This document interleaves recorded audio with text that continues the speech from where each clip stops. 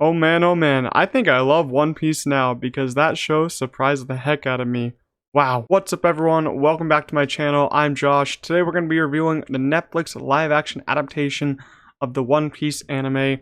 You know, to preface, I want to say that I've only seen about 5 episodes of the original anime, and I actually really enjoyed those first 5 episodes, but I really knew nothing much going into this live action adaptation.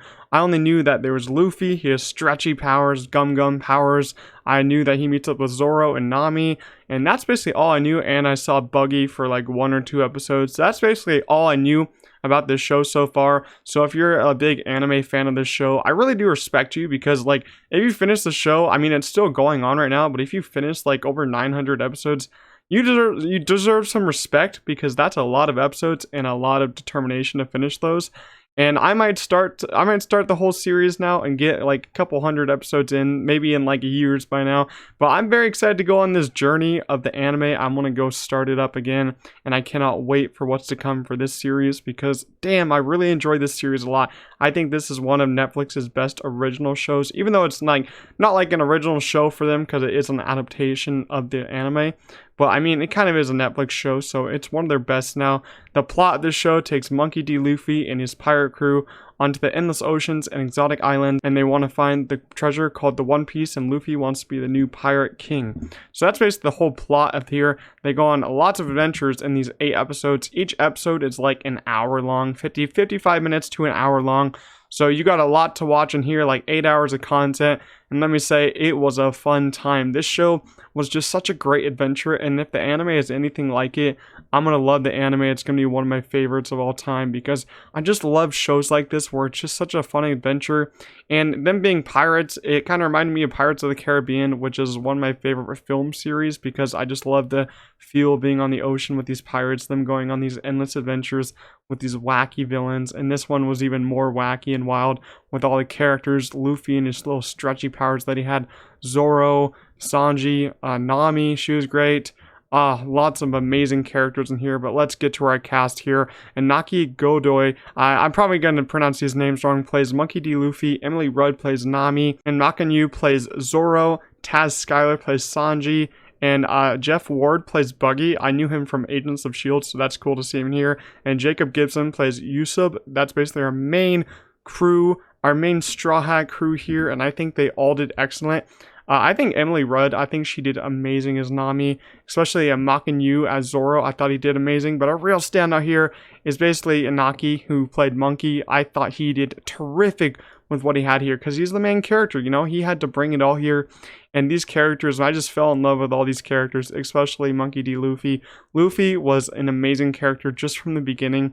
He had so much charisma, and the script here for them all was amazing. There's a lot of comedic moments that I really enjoyed here. So all the characters here were pretty awesome. I liked them all a decent bit. And I will say, I was a little bit worried from watching the trailers about how the VFX would be, because he does have stretchy powers, and we've seen in movies and TV how stretchy powers can kind of look very fake and not really great, but it actually looked pretty good here. I liked how it looked, and it actually makes sense, because this show had a big budget. I think it was like 18 million an episode, which is a lot, because it's only below Stranger Things season 4 episode wise for budget.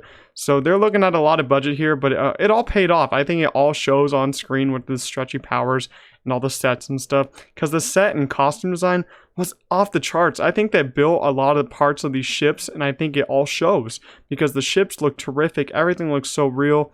All the characters are in so many different costumes throughout all the episodes, and I think all the costumes stand out. They're all so bright. That's why I really love this show, because everything is really popping off the screen. Everything looks like everything looked just so real, but it's just popping off in such an insane, like, fantasy kind of way. That's why I really loved it.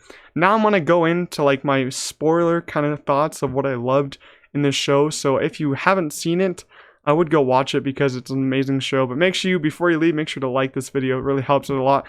But I want to get into what I loved. I want to say that when the characters are introduced and their bounty sheets like pop on the screen in front of them, I thought that's really cool, and the villains kind of like tear them down. That was a really cool addition to me from the effects department.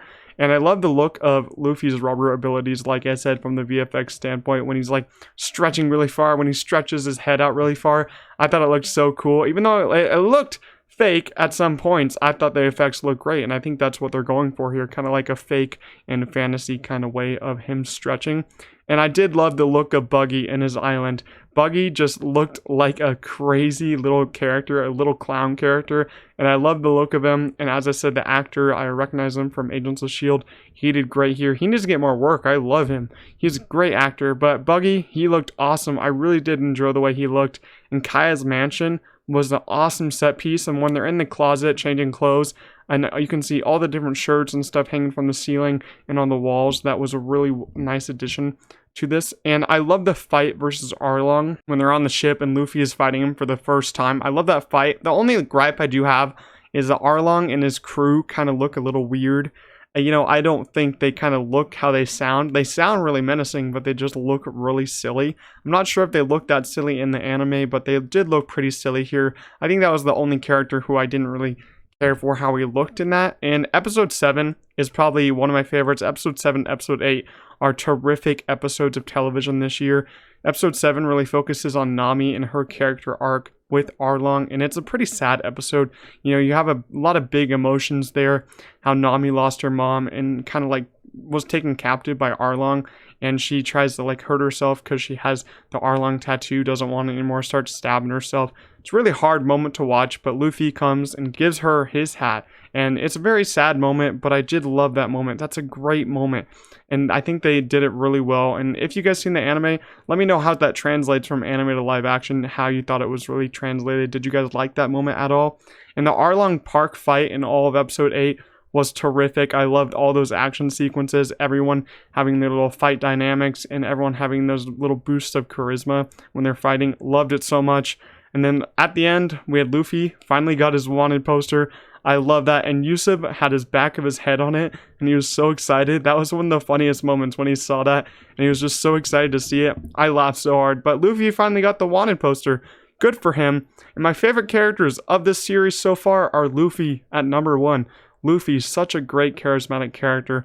Loved him so much. 2 is Zorro, the most badass character on this show with the swords. 3 swords, my gosh, that's a lot of swords, but he was badass. His fight scenes were actually insane, and his backstory episode was also really great. 3rd place goes to Nami. I think she's an amazing character, has a lot of heart, the only basically girl on the team so far, I guess. Let me know if there's any more showing up, but she was great. I loved her introduction and her backstory, even though it was a very sad backstory. I think it came across really great by the end. And supposedly we're getting a season 2. I hope so. And supposedly they're going to the Grand Line or wherever that is, whatever that is. As I said, never seen the anime, so I don't know what's going to happen. And Luffy and his crew have a bounty on their head, so they have the old enemies coming back to hunt them down. And we have a new enemy who was showed at the end of the last episode who I don't know. So let me know in the comments, who is that new enemy that we're going to have to face in season 2? Because I think we are going to get to season 2 because this show is probably going to be very popular. I'm probably planning to watch it again maybe in the next couple of weeks because I just had a fun time. All these characters are so fun, and let me just say, I do love One Piece now. I will look for the anime on whatever streaming services it is, and I will start watching because it's a fun show, and I cannot wait to invest in these characters even more. But overall, I love this show so much. You guys should go give it a watch. It's Netflix's best show in a long time, probably since Stranger Things Season 4. They haven't had a show this great, I don't think. I mean, I'm not that big on Netflix and watching shows, but when it comes to shows like this, where it's just like an 8-episode event, I think it works so well. This has gotten into my top 5 shows of the year. I think it's so amazing, so great. I think there are a couple of gripes in here with some of the storylines I didn't really go for as much as others. I just love staying with the Straw Hat crew, and Arlong did kind of look a little weird, but overall, I love the show, so I'm going to give One Piece live action on Netflix a 9 out of 10. Yeah, it was amazing in my opinion. As someone who didn't really know anything about One Piece, never seen the anime, never read the manga, I had a terrific time watching it. And the original creator of the anime and the manga said that they loved this adaptation, gave it all the praise, so it deserves it. I think everyone should go watch it. So let me know if you watched it in the comments down below. Make sure you leave a like on this video, subscribe to the channel. I upload almost every day, and I'll see you guys in the next one. Peace out.